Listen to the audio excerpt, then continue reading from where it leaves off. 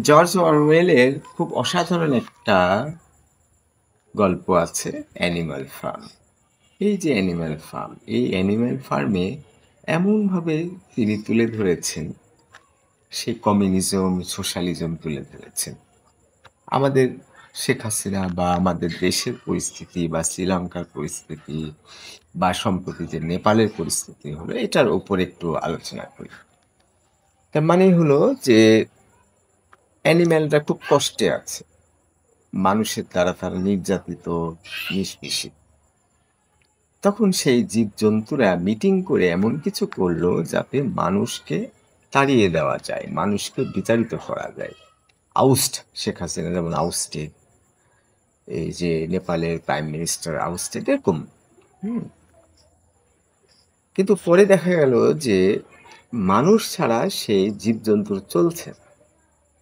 সেই জীবজন্তু একটা সময়ে নতি স্বীকার করলো যে তাদের পরিস্থিতিটা স্বাভাবিক আনতে হলে আবার মানুষের সংস্পর্শে আসতে হবে। যারা নেতা, যারা তাড়িয়ে দিয়েছিল মানুষদেরকে, তারাই আবার মানুষের সাথে বিজনেস ডিলে গেল।